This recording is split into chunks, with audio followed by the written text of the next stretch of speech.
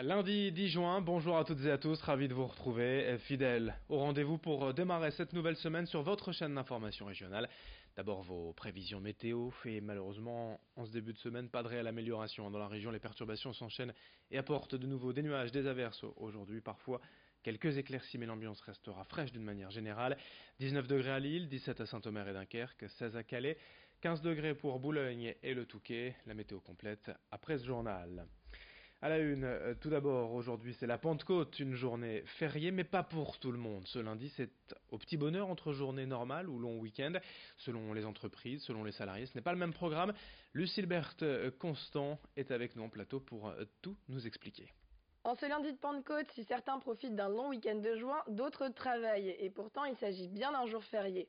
Alors avant de devenir une journée de solidarité, il s'agissait d'une fête chrétienne célébrant l'effusion du Saint-Esprit, la descente du Saint-Esprit sur les apôtres, célébrée 50 jours après Pâques. Dans la région juive, c'est aussi le jour où Moïse a reçu les 10 commandements. Dans certains pays, le lendemain de la Pentecôte est férié, et c'était le cas en France jusqu'en 2004. Mais alors la canicule de 2003 et les 20 000 morts vont tout changer. Le gouvernement Raffarin décrète alors une journée de solidarité envers les personnes âgées. Cette journée devient non chômée et les salariés travaillent à titre gratuit. Les employeurs doivent alors verser 0,3% de la masse salariale à l'État. En 2008, les règles s'assouplissent. Le principe d'une journée travaillée non rémunérée reste, mais les entreprises sont libres d'en fixer la date. Plusieurs possibilités alors. Les entreprises peuvent faire travailler les salariés un autre jour férié chômé, sauf le 1er mai. Ils peuvent aussi supprimer un jour de RTT aux salariés ou encore demander aux salariés de travailler 7 heures supplémentaires non rémunérées, fractionnées sur l'année. Comme vous le voyez, nous, à Grand Lille TV, nous sommes aussi concernés, mais nous sommes là toute la journée pour vous informer. Merci Lucille pour ces petites précisions. Effectivement, nous sommes au rendez-vous. Dans quelques semaines également, les compagnies de théâtre de la région seront au rendez-vous au Festival d'Avignon du 5 au 28 juillet. Le monde du théâtre a rendez-vous au 73e Festival d'Avignon, un événement devenu incontournable pour la région au travers du OFF, surtout le festival alternatif qui rassemble les petites compagnies indépendantes. Cette année, la région investit plus de 420 000 euros pour soutenir 16 compagnies régionales à se produire sur place. Elle bénéficie ainsi d'un lieu au cœur d'Avignon pour jouer et d'une aide promotionnelle. Cette année, l'accent a été mis sur les jeunes talents et l'égalité féminine. Ces 16 compagnies sont toutes bien différentes mais représentent la culture de la région lors d'un événement mondial. Explication au micro de Rémi Desromeaux. Sans ce dispositif, étant donné les coûts moyens de location de lieux, je crois que la plupart ne pourraient pas être présentes sur le Festival d'Avignon.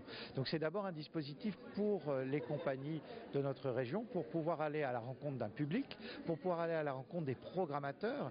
Ça permet évidemment à beaucoup de compagnies ensuite d'avoir beaucoup de dates dans les mois et les années qui viennent, de se faire connaître auprès de la profession, auprès des programmateurs, et puis naturellement parce que nous nous rassemblons, finalement ça permet à la région elle-même aussi d'être en force, présente, dire sa politique culturelle, exprimer aussi les talents de la région, les faire connaître, j'allais dire, en groupe, en meute, et ça permet d'être plus efficace encore dans notre présence sur Avignon.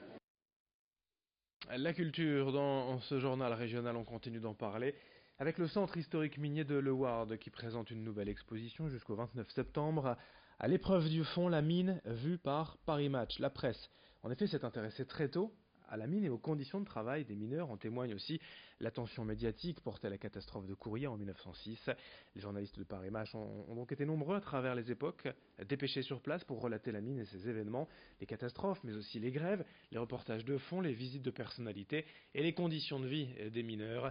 Cette exposition est en partenariat avec le Centre historique minier et Paris Match qui a développé ces clichés d'archives, certaines jamais publiées et exposées donc au centre historique minier de Leeuwarden jusqu'au 29 septembre. Présentation au micro d'Idil Gunay. Le monde de la mine, on le voit, est un monde assez mystérieux. finalement peu d'initiés, peu de gens sont un jour descendus au fond en dehors des mineurs. Donc c'est un monde qui intrigue et d'ailleurs souvent marqué par certains événements tragiques. On peut par exemple parler de la catastrophe des mines de Courrières en 1906 qui déjà à ce moment-là de l'histoire vraiment va susciter tout l'engouement des lecteurs des différents journaux, puisque des journalistes sont dépêchés sur place pour suivre l'évolution du traitement de cette catastrophe minière. Et donc vont tenir comme ça en haleine, alors à l'époque par des illustrations, le public sur ce sujet. Et par la suite, ça a en quelque sorte créé une sorte d'archétype du traitement de la catastrophe minière. Et c'est vrai que dans les photos qu'on présente au Centre historique minier à l'occasion de cette exposition, on retrouve un petit peu dans certains sujets le même traitement, les mêmes photographies, quasiment les mêmes instants que lors de la catastrophe des mines de Courrières. L'un des événements du jour dans la région, c'est le motocross de Cassel de retour après 2 ans d'absence. La 35e édition d'un événement attendu par beaucoup de fans de sport mécanique dans la région. Et pour célébrer ce retour, les organisateurs présentent un plateau de haut niveau. 250 pilotes au départ, dont 5 vainqueurs de l'Enduropal et 2 champions du monde. Il y a également de nombreuses animations tout au long de la journée à Cassel pour cette nouvelle édition du motocross. Présentation de ces animations d'ailleurs avec l'un des organisateurs, Sergueï Potissek, au micro de Rémi Desremeaux. Le public, l'accueil du public, mon père il travaille beaucoup déjà en ce qui concerne l'élagage des arbres, la visibilité, la sécurité, des pelouses qui sont vraiment bien entretenues, hein. On dit des pelouses, on devrait même dire des pâtures, et il y aura un spectacle de Pom Pom Girl, les Pom Pom Girls du Racing Club de Lens, qui vont être 8 pour contribuer au show notamment, et il y aura une séance de dédicace où 250 posters vont être offerts aux gens. Passeront en priorité les personnes qui viennent avec des cornes de brume, des affiches de ceux qui s'investissent dans le support accordé aux pilotes. Donc ça c'est des choses qui sont nouvelles et bien pour nous.